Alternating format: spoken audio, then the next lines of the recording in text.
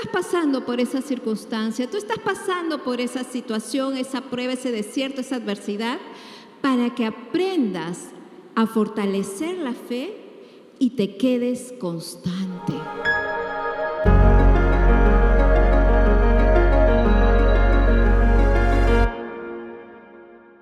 Y como hemos estado viendo todo este tema relacionado a la esencia, ayer vimos la preparación con la pastora Anita y ahora estamos viendo el tema de la purificación. Y es bien, Dios tiene sus detalles siempre, porque cuando hablamos de purificación hablamos de procesos. Y como decía Gisela, ¿no? ¿Quién se pone en primera fila para pasar por procesos? Nadie. Todas, que ella empiece, Señor, a ver cómo le va para ver cómo me va a mí. Y yo puedo decir que mientras hacía este tema decía, yala, wow, Señor, por algo me has puesto en este tema. Hay algunos que no, que digo, ay Dios, cuando llegue, pero Dios, su Espíritu Santo, nos capacita para pasar los procesos. Y para la purificación es necesario el proceso, pero ¿qué es un proceso? Tanto estamos hablando de proceso, ¿verdad?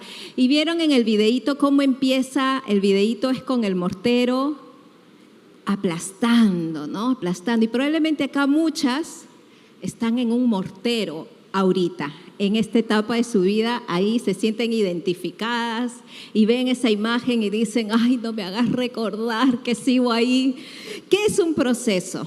Es un procesamiento o conjunto de operaciones o acciones a que se somete una cosa para elaborarla o transformarla.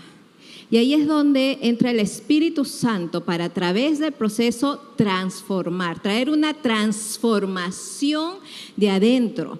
Muchas veces algunos cambios pueden ser superficiales, irrevertibles, pero la transformación que Dios hace desde adentro nos cambia y ya no volvemos atrás. Algo cambió que nos hizo y nos lleva hacia donde Dios quiere que vayamos y seamos, nuestra esencia en realidad. Porque en el camino hemos ido contaminándonos. Entonces Dios nos va purificando. Entonces Dios usa la tribulación, las pruebas, las circunstancias, todo dolor para ser procesados. ¿Cómo somos procesadas? Yo en un momento pensé, si a mí alguna vez me hubieran enseñado así, me hubieran preparado, de repente mi proceso no hubiera sido con un sufrimiento tan grande, de repente hubiera sido con un sufrimiento pequeño, porque el sufrimiento es subjetivo, es como yo interpreto y pienso mi situación. El dolor lo vamos a pasar todas, pero como yo no sabía, no entendía realmente, yo tuve un sufrimiento inmenso, que ahora digo, ay, pobre Pati, ¿no? Pero acá estamos para aprender que esa circunstancia difícil que tú estás pasando, sea por decisión propia, sea por acciones o decisiones de terceros, Dios lo usa para procesarnos, porque la palabra de Dios en Romanos dice que a los que amamos a Dios, todas, absolutamente todas, esa metida de pata, eso que te dijeron una y otra vez y tú te metiste, hiciste, todo ayuda para bien a los que conforme a su propósito son llamados. Entonces, ¿cómo llamamos a veces a estas situaciones? Adversidad, prueba, problema, dificultad, desierto. ¿Qué más se les ocurre? Yo en algún momento le llamé tsunami. Para mí esto era muy chiquito. Lo que yo vivía era un tsunami. Y salía de uno eso como esta imagen de que tú estás saliendo del mar, que una ola te revolcó, estás llena de arena, así. Estás saliendo como que, ay, por fin, y de pronto ni siquiera puedes mirar atrás y viene la siguiente y te revuelca y uno dice, ay, ¿por qué no me dejas respirar, Señor? ¿No? Entonces vamos a ver algunos personajes de la Biblia y vamos a tener un repaso rápido de muchas mujeres de la Biblia que pasaron situaciones que fueron un proceso y que probablemente muchas de nosotras nos vamos a sentir identificadas. Y la primera es Ana. En 1 Samuel 1, 6, 7 dice, de manera que Penina se mofaba y se reía de Ana porque el Señor no le había permitido tener hijos. Año tras año sucedía lo mismo. Penina se burlaba de Ana mientras iban al tabernáculo. En cada ocasión, Ana terminaba llorando y ni siquiera quería comer. ¿Ok? Acá, en Ana, una de las cosas que yo resaltaba que era su proceso, era que no recibía el deseo de su corazón. El deseo más grande que tenía era tener un hijo.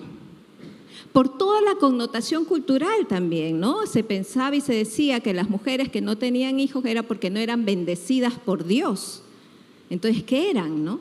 Entonces, y la burla de Penina, encima que no, Dios no le respondía, dice, año tras año, su anhelo, que era un buen anhelo, ¿sí o no? No se cumplía.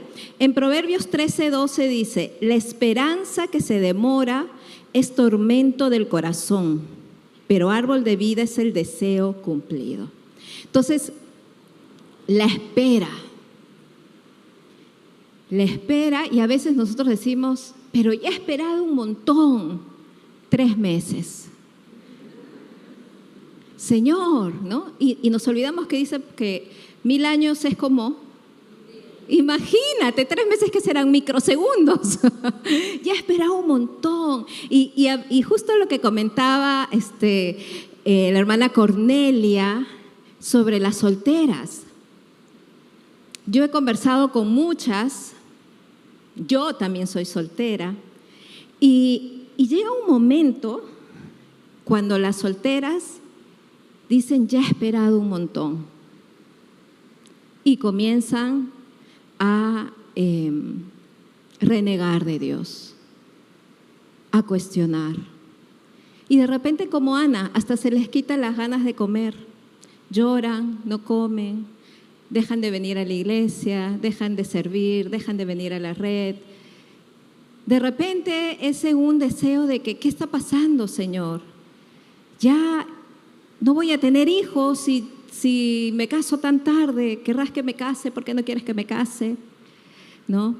O los deseos. ¿Qué otros deseos tienes en tu corazón? Que es un buen deseo, pero pasa 1 año, pasa 2 años, orando, guerreando por el esposo y nada, se pone peor. El hijo que se fue y pasa 1 año, 2 años, 10 años. Y esa espera es un proceso. Y vamos a ver al final qué es lo que Dios quiere lograr. Segundo, Abigail. 1 Samuel 23, el versículo 3 y el 25 dice, este hombre se llamaba Nabal y su esposa Abigail era una mujer sensata y hermosa. Pero Nabal, descendiente de Caleb, era grosero y mezquino en todos sus asuntos. Sé que Nabal, y acá Abigail está diciendo al rey David, sé que Nabal es un hombre perverso y de mal genio. Por favor, no le haga caso. Es un necio, como significa su nombre. ¿Qué proceso hay acá? Un esposo necio.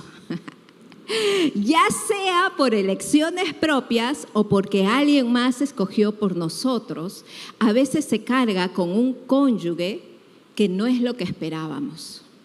Y ahí entra mucho, ¿no? En la desesperación de que me quiero casar, atrapo lo primero que encuentro, de repente no tiene el mismo llamado, no tiene el mismo propósito, no es un hijo de Dios. ¿Y qué luz tiene la comunión con las tinieblas? Dice la palabra, pero ¿qué es lo que dicen? Pero es buena gente, tiene buen corazón, es buen hijo. Lo único que le falta es nacer de nuevo, ¿no? Pero hasta es mejor que un cristiano. Y se casan. Y de ahí, la luna de miel, los primeros meses de repente de felicidad y de oxitocina, y de ahí viene el proceso. De ahí sale realmente quién es la persona. Y una persona no nacida de nuevo, le va a salir siempre el hombre viejo, pues, ¿no? Entonces, la pornografía, la infidelidad, el maltrato, etcétera, etcétera. Y fue mi elección. Yo metí la pata, pero eso Dios lo va a usar para bien, para un proceso. Cuando yo enseñaba el discipulado en la parte de mujeres, sométanse a sus esposos, ¿verdad? Me hacían las mujeres y decía, chicas, ustedes los escogieron. Ustedes los escogieron, no reclamen. Noemí. Ruth dice, murieron tanto Malón como Kelión. Entonces Noemí quedó sola sin sus 2 hijos y sin su esposo. Pérdida de seres amados. Sola, desprotegida, sin ningún hombre. Para esa cultura era algo terrible. Sin su esposo, sin sus 2 hijos. Y yo cuando meditaba en esto, puede ser que muchas de nosotras hayamos pasado pérdidas de seres queridos por enfermedades, por el COVID, muchos partieron. Pero también yo reflexionaba y decía, a veces nos damos cuenta de una persona cercana a nosotras que creemos que conocemos, alguien en realmente que confiamos, un amigo, y de pronto esa persona hace algo que nunca lo esperábamos y lo desconocemos. Decimos, ¿quién es esta persona? Nos afectó tanto darnos cuenta que no era la imagen que nosotros teníamos, que es como que si esa persona hubiera muerto. Murió la imagen que yo tenía, la amistad, la relación, y de pronto digo, ¿quién es? Y ahí hay un duelo también, porque perdí a ese líder, a ese amigo, a esa amiga. ¿Y qué fue? ¿Qué hizo? No entiendo. Y uno se queda, ¿qué es esto? Y uno perdió.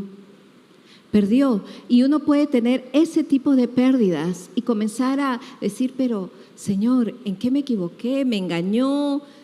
Y generar muchas dudas y decir, ¿y ahora cómo puedo confiar en mi propio criterio? Las pérdidas. Noemí pasó pérdidas. De ahí tenemos a Esther.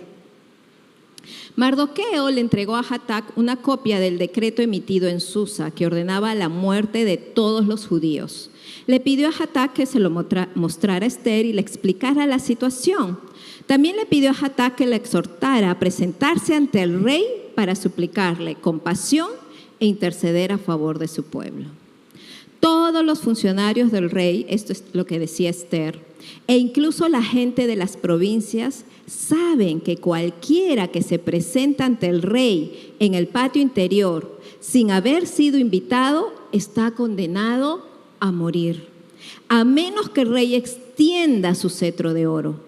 Y el rey no me ha llamado a su presencia en los últimos 30 días. Y acá hay una doble amenaza. Por un lado estaba el decreto en contra de los judíos para en determinado día matarlos y exterminarlos a todos. Y lo segundo era que si Esther se acercaba al rey sin haber sido convocada, podía morir. Doble amenaza. Yo decía, ¿cómo esto de la amenaza? Actualmente en nuestro país vivimos, y en el mundo entero en realidad, ¿verdad? Pero en nuestra nación ha incrementado el porcentaje tremendamente de inseguridad ciudadana. ¿Quiénes ven noticias? Felicito a las que no ven. Dios mío, uno se sienta y eso parece que fuera las crónicas de la muerte anunciada, porque es terrible, que extorsión acá, muerte acá, robo acá. Es decir, uno mira eso y lo único que uno tiene es ansiedad. Ansiedad. Y es más, algunos ven su noticia antes de irse a dormir y se van a dormir a soñar con eso. Y yo de verdad a veces me digo, ¿de verdad haces eso? ¿Te vas a dormir después de ver noticias? Me da, no hagas eso, te sube la ansiedad. Pero hay tanta inseguridad ciudadana, que te roban acá, que te extorsionan. Colegios particulares que han cerrado en los conos por extorsión, los robos, y uno puede decir, Señor, ¿En qué zona estoy viviendo? ¿Tengo miedo? ¿Qué estás trabajando conmigo? Cada vez es esto de los choferes de transporte público que están siendo amenazados, que están siendo atacados, y uno puede sentir todo el tema de la amenaza, algunos más que otros, porque algunos pueden estarme diciendo, ay, no exageres, y de repente no es tu realidad, pero es la realidad de la que está a tu lado, porque nosotros no vemos el corazón. Y hay gente que sí lucha mucho con estos temores porque tiene miedo de lo que va a pasar, una inseguridad, pero aún eso Dios lo puede trabajar como un proceso para sacar una esencia en la fe de Dios y en la seguridad que solo Dios nos puede dar. Viuda de Sarepta, Primera de Reyes, dice, pero ella respondió, le juro por el Señor su Dios que no tengo ni un pedazo de pan en la casa. Solo me queda un puñado de harina en el frasco y un poquito de aceite en el fondo del jarro. Estaba juntando algo de leña para preparar una última comida, después mi hijo y yo moriremos. Escasez económica. No tenemos. ¿Y ahora qué vamos a comer?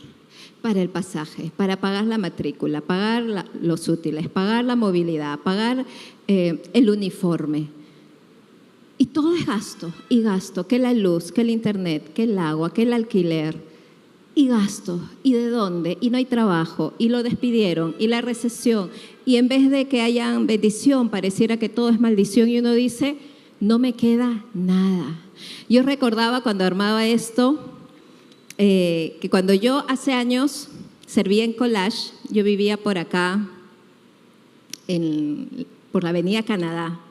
Entonces yo venía, iba caminando, no tenía problemas de pasajes, pero cuando ya estaba en la universidad, cuando las reuniones eran en otro lugar, tenía que buscar de dónde, porque no, literal, no tenía para pasajes. Todo estaba mínimamente controlado para que alcanzara para los pasajes de la universidad. Y habían pasado ciertas circunstancias y yo tengo esta imagen planchando mi pantalón para ir a una reunión, llorando porque no tenía pasaje y decía, ¿cómo voy a llegar, Señor? ¿Por qué no me das? Ya estoy cansada de estar siempre lo mismo, ¿no? Porque en verdad yo decía, no me acuerdo cuándo estaba el pasaje, ni un sol para el pasaje. Es decir, ¿cómo me voy? ¿Cómo regreso? La verdad es que no recuerdo cómo es que fui, pero llegué tarde. Encima me llamaron la atención por llegar tarde, ¿no? Y encima me llaman la atención, ¿no? Y recordaba esos procesos porque a veces no nos ponemos en el lugar del otro, que a veces 10 céntimos son 10 céntimos, gracias Señor, porque eran los 10 céntimos que me faltaba para esto. Y a veces ninguneamos, no nos damos cuenta de la persona que está pasando por ese proceso y que se alarga, y que se alarga, y que se alarga.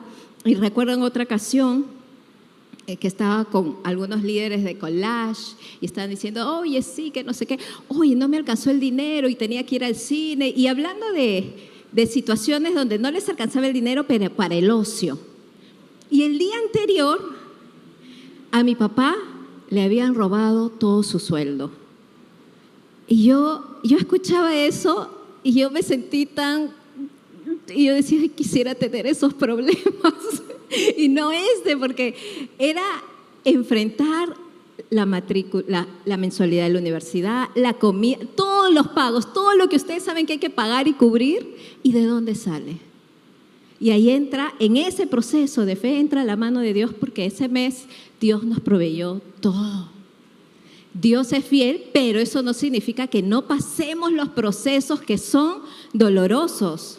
Marta y María. Marta le dijo a Jesús, Señor, si tan solo hubieras estado aquí, mi hermano no habría muerto. Pero aún ahora yo sé que Dios te dará todo lo que pidas. Cuando María llegó y vio a Jesús, cayó a sus pies y dijo, Señor, si tan solo hubieras estado aquí, mi hermano no habría muerto. Acá, ¿cuál es? Es la decepción por una oración no respondida.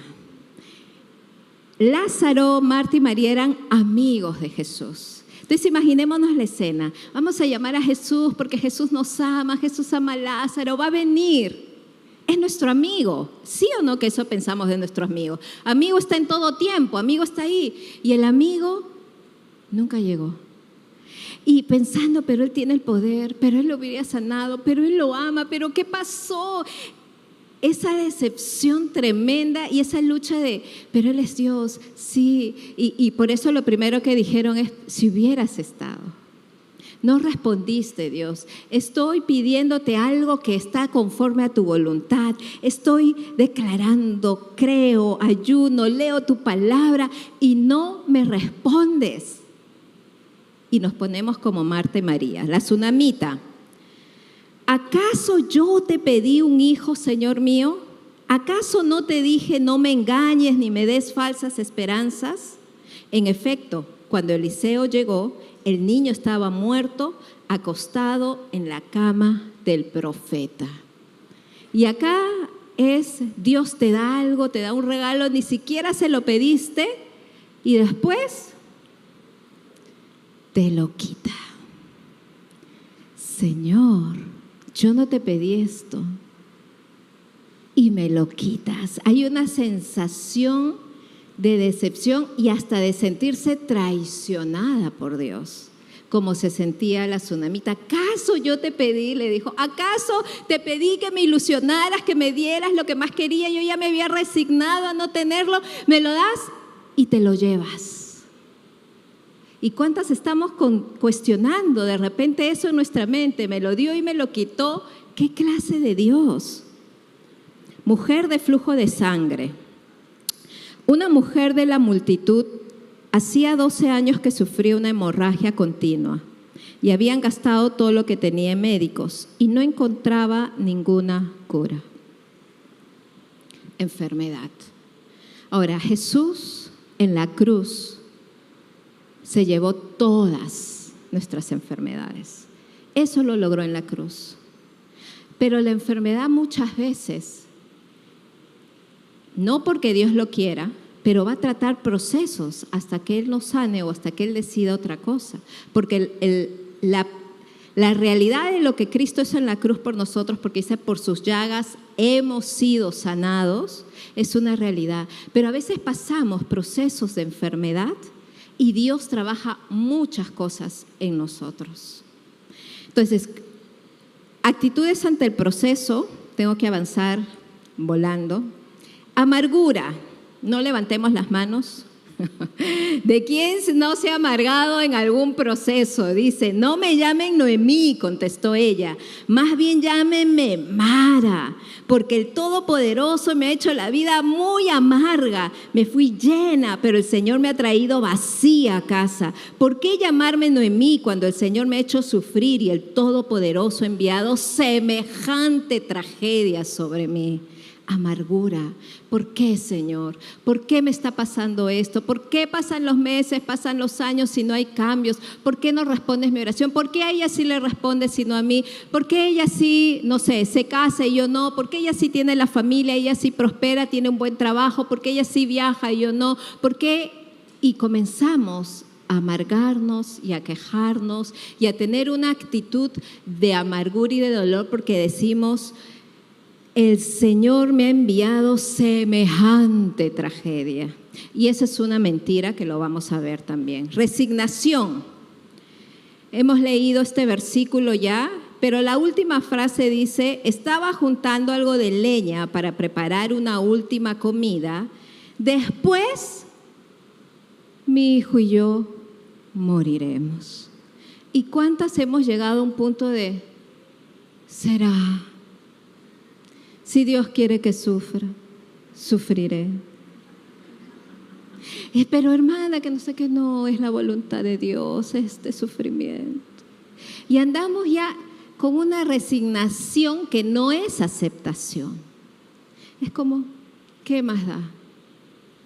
Como, ya lo siguiente que me queda es morirme e irme. Y probablemente hasta muchos han acariciado la idea que si me muero, ya por fin voy a ser libre y feliz. Y ahí entra la mentira de la muerte como una salida que comienza con una resignación. Reclamo, cuando Marta y María le reclaman, ¿no? Si hubieras estado aquí, entonces le reclamamos al Señor, ¿por qué? Yo te sirvo. Llego a las 6, 5 de la mañana, abro la iglesia y me voy la última, la cierro. Y así me corresponde, Señor. ¿Qué te cuesta? Tú podrías mover algo y todo se soluciona. Yo te sirvo, yo me porto bien, yo diezmo, yo oro, ayuno, te busco. ¿Qué más quieres? Y hay un reclamo. Porque el dolor a veces es tan grande que no entendemos, simplemente, ¿no? Desconsuelo. En Ramá se oye una voz, profunda angustia y llanto amargo. Raquel llora por sus hijos, se niega que la consuelen porque sus hijos se han ido. Y a veces hay tanta tristeza y dolor que no queremos que nos consuelen. Queremos seguir llorando y sufriendo porque es muy grande el dolor. Y decimos, ¿sabes qué? Ahorita no.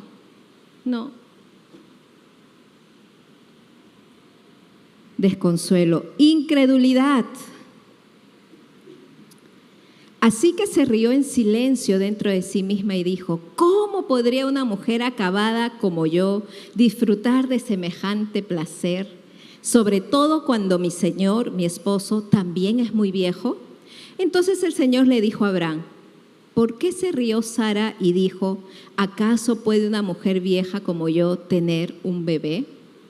Incredulidad. Yo recuerdo en un tiempo de mi proceso, así en un tiempo fuerte, que yo había tenido una oración bien bíblica, bien acorde a la voluntad de Dios, pero pareciera que Dios dijo, vamos a hacer exactamente lo contrario de lo que has pedido, ¿no? Entonces, yo ahí comencé a hacer muchas preguntas sobre la soberanía de Dios y la oración, pero yo tenía que seguir sirviendo, ministrando, predicando, dirigiendo la oración. Y me acuerdo de un tiempo, en el tiempo de oración, las mujeres en grupos orando y yo dirigiendo, pero yo pensaba esto, ¿no? Dios lo sabe, ha sido mis conversaciones con Dios y decía, ay, pobrecitas, creen que Dios le va a escuchar, pero por adentro, por supuesto, ¿no? Porque yo estaba en ese tiempo de incredulidad, ¿para qué vamos a orar si Dios nos responde? Yo oré, clamé, tuve fe, hice todo y Dios no respondió, entonces, ¿por qué vamos a seguir orando si finalmente Dios hace lo que quiere? Es su soberanía, ¿sí o no? Y no me digan, chicas, que algunas de ustedes no han pensado esto. No creo que haya sido la única que ha tenido esta crisis de fe, ¿no? De verdad, yo decía, ¿cómo es esto, pobrecitas? Y yo decía, y todavía decía, ay, Señor, perdóname, tengo que dirigir esto, pero tú sabes que ahorita estoy en una crisis de fe. Y lo peor es que yo estaba estudiando en el seminario, en cada clase que entraba con cada pastor, no tenía nada que ver del tema, yo levantaba la mano y preguntaba sobre la soberanía de Dios y las respuestas a las oraciones. Nadie pudo responderme, porque esa es una experiencia personal, una revelación que Dios te trae a ti en tu proceso. Así que no tengo la respuesta adecuada ni acertada para tu proceso en ese sentido, pero Dios sí responde, sí escucha, solo que responde diferente a lo que yo esperaba. Hacer cosas para ganarnos la aprobación y nos volvemos un poco Marta. Marta estaba distraída con los preparativos para la gran cena, entonces se acercó a Jesús y le dijo, Maestro, ¿no te parece injusto que mi hermana esté aquí sentada mientras yo hago todo el trabajo? Dile que venga a ayudarme. El Señor le dijo, mi apreciada Marta, estás preocupada y tan inquieta con todos los detalles.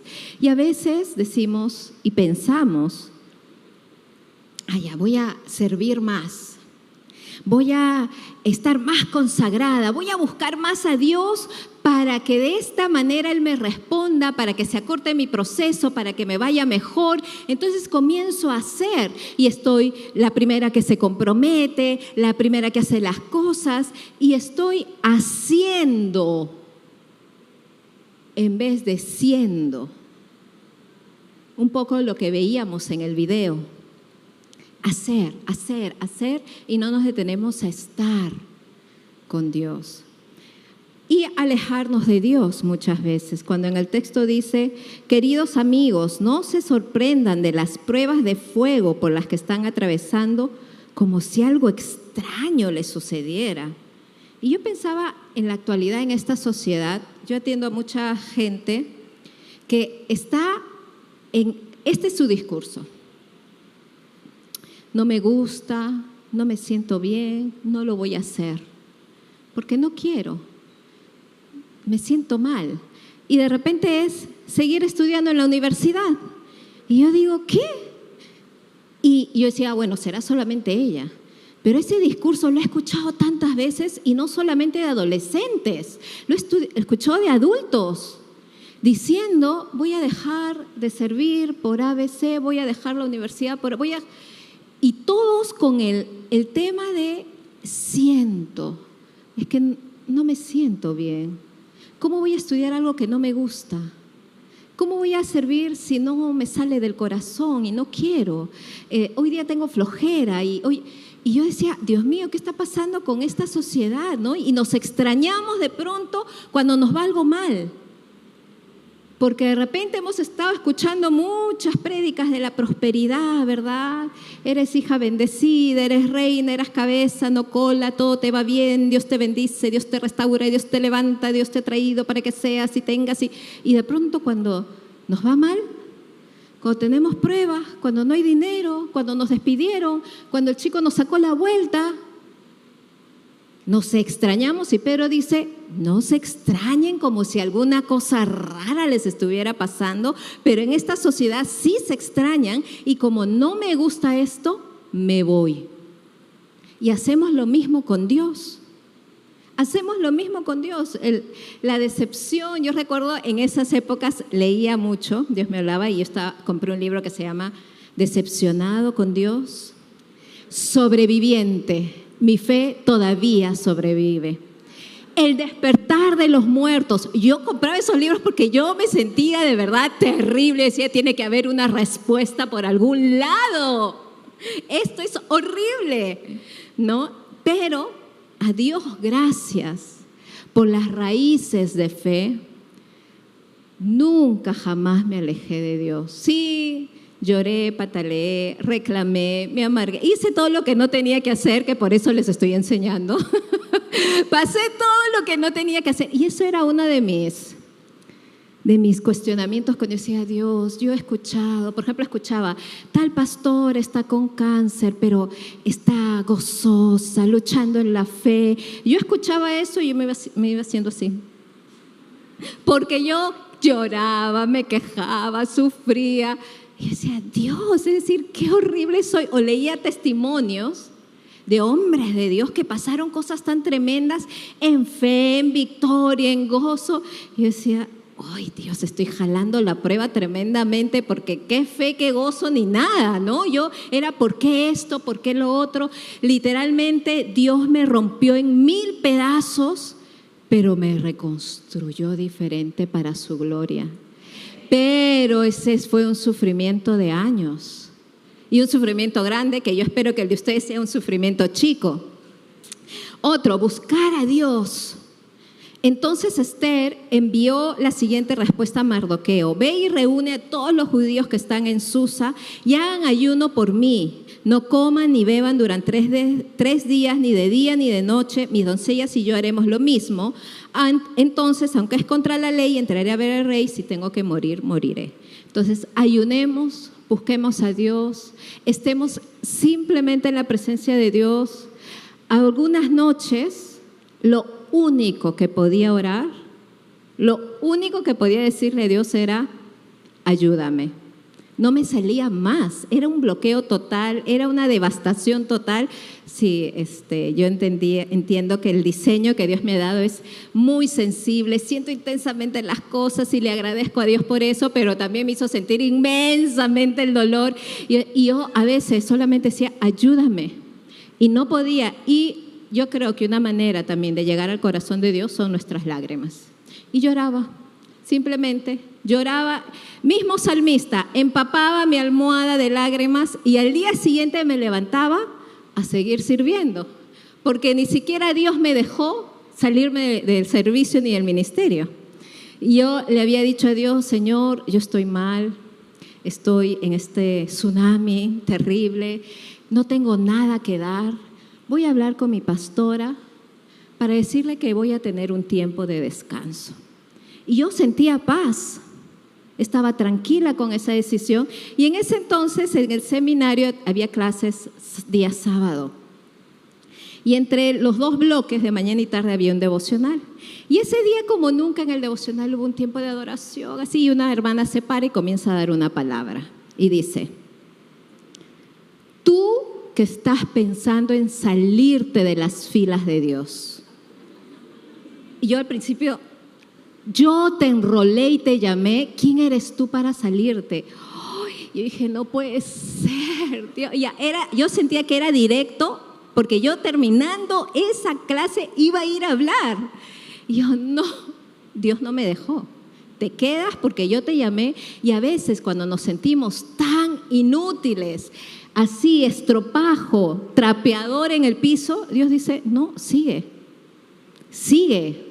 Porque ahí viene el versículo en Isaías que dice que aún en las sequías damos frutos. Y decía, ¿cómo es eso? Es que es el Espíritu Santo, no eres tú. Clamar.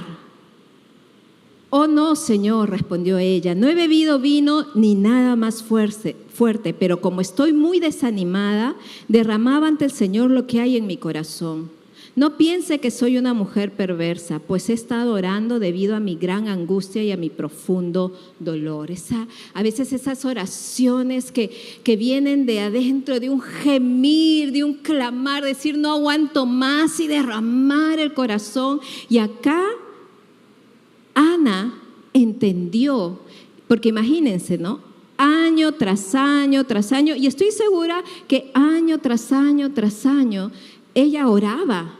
Pero acá, en su proceso entendió lo que Dios quería, que le dé eso que tanto anhelaba. Y su oración fue esa, si tú me das esto, yo te lo voy a dar. Una rendición y un desprendimiento total hacia Dios, y salió de su proceso, porque hubo una revelación ante el clamor.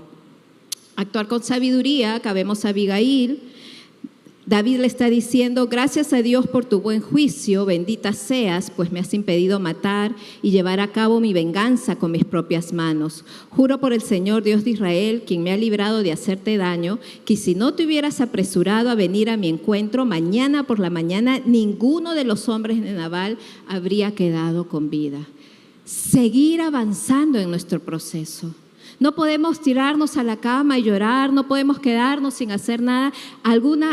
Una buena actitud es, tengo que seguir, y seguir de la mano de Dios, seguir con sabiduría, y tenemos finalmente perseverar, constancia. Y acá vemos la vida de María. Pero María guardaba todas estas cosas en el corazón y pensaba en ellas con frecuencia, cuando Jesús era bebé, cuando Jesús era niño. De ahí tenemos el texto, estaban de pie junto a la cruz, la madre de Jesús, la hermana de su madre, María, y etcétera. Hechos 1:14, todos se reunían y estaban constantemente unidos en oración junto con María, la madre de Jesús, y varias mujeres más. La perseverancia en el proceso a través del tiempo, a través del dolor, a través de la pérdida, a través de la bendición, a través del gozo, a través de los propósitos cumplidos, la constancia. Ahora, en los segundos que me quedan, finalmente, hemos visto las cosas que pueden, las situaciones que nos procesan. Algunos, dependiendo de nuestro temperamento, vamos a reaccionar de diferente manera, pero Dios comienza a trabajar en lo interno, a romper estructuras, cosas que no deben ser, para arrancar lo que no es y salga esa esencia finalmente. ¿Y qué quiere lograr Dios en nosotros? En Santiago 1, del 2 al 4 dice, amados hermanos, cuando tengan que enfrentar cualquier tipo de problemas, considérenlo como un tiempo para alegrarse mucho, porque ustedes saben que siempre que se pone a prueba la fe, la constancia tiene una oportunidad para desarrollarse. Así que dejen que crezca, pues una vez que su constancia se haya desarrollado plenamente, serán perfectos y completos y no les faltará nada. Es decir, tú estás pasando por esa circunstancia, tú estás pasando por esa situación, esa prueba, ese desierto, esa adversidad, para que aprendas a fortalecer la fe y te quedes constante. Es decir, no te vayas, no regreses, no te vayas, no regreses. Constante, no abandones, no renuncies, no te alejes de Dios. Es decir, la constancia es algo que se tiene que desarrollar, sobre todo actualmente, porque la gente se mueve por sus emociones. No me gusta, dejo de servir, Dios no le habla, me molesto, dejo de estar, dejo de ir, dejo de hacer cosas porque no me siento bien. ¿Y qué es lo que quiere lograr Dios? Tu constancia, tu perseverancia, que venga la tempestad más grande y estás tan firme que no te arranca, porque eso es lo que Dios está forjando, tu esencia, esa fe, porque el enemigo que va a querer mentirte, decirte Dios te dejó, Dios no te respondió. Una de las mentiras que yo sentía era que Dios me había sacado de acá, me había puesto en otro lado, me había puesto ahí y se había puesto, ahora Pati sufre. Y me vio sufrir y lo dejó ahí. Y esa es una mentira del enemigo. ¿Qué mentiras nos hemos creído por el dolor de la espera, de la pérdida, de la traición, de la escasez, del sufrimiento? Y estamos creyendo cosas que no son. Jesús también dice que por el sufrimiento aprendió obediencia. Entonces, seamos una esencia que perdure como María. En el tiempo perseveró. Que te podamos ver de acá a 5 años en otro singular, dando frutos, creciendo en otra etapa de tu vida, pero no lejos, porque estás en problemas. Tu esencia que perdure. Tu esencia, que no desvirtúes tu esencia, yéndote a hacer cosas en vez de dejar tu corazón para que Dios trabaje quien tú eres, para el propósito que tiene para tu vida. Y el equipo de alabanza, si puede acompañarme. Y una de las cosas que yo sentía mucho cuando estaba trabajando este tema era el ser conscientes que en medio de la peor tribulación, porque un proceso también es el silencio de Dios. Tú oras, tú buscas, tú alabas, silencio. No sientes nada, no te dice nada, no pasa nada. Y a veces lo más paradójico es que el silencio, mi celular por favor, el silencio de Dios es en nuestro momento más difícil. Gracias. Es en el momento más difícil. Y en el momento más difícil necesitamos que nos diga. Yo recuerdo una vez que había ido a una conferencia en otro país, yo estaba terrible. Entonces yo pensé, cuando oraron por mí, comenzaron a darme una palabra que Dios iba a comenzar a decirme: hijita, sé que estás sufriendo mucho, yo te consuelo. ¿Quién no quiere escuchar esas palabras y sentirse, ay, sí? Pero Dios comenzó de esta manera, ¿no? Te he llamado para que sea. Y yo dije, ¿qué? Me desconecté, dije, porque volteé para ver si estaba hablándome a mí.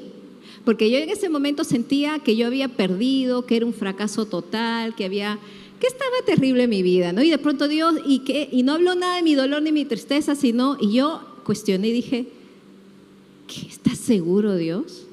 Y todavía mientras estaba orando, esta persona decía, te he llamado para esto y para el otro. ¿Y por qué me cuestionas? Ahí sí ya me puse a llorar porque sí le cuestionaba, ¿no? Es decir, ¿estás seguro? Mírame cómo estoy. Y tú puedes decir, mírame cómo estoy, Dios. Desconsolada, amargada, incrédula. Todas esas emociones yo las sentí, se las rendí después a Dios. Y yo recuerdo que decía, Señor, ¿por qué esto? Y luego después decía, Señor, perdóname, perdóname. Tú sabes que cuando estoy así digo esto, pero yo te amo, yo te creo, ¿no? Y yo me imagino a Dios diciendo, te entiendo, hijita. Somos humanos, Dios lo entiende.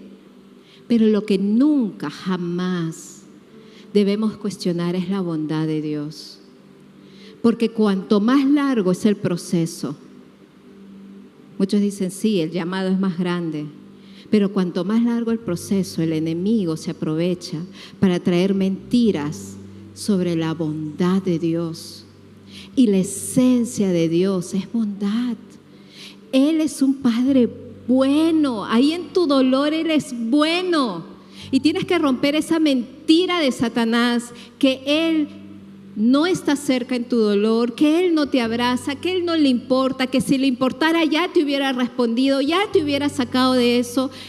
No es así. Dios es bueno.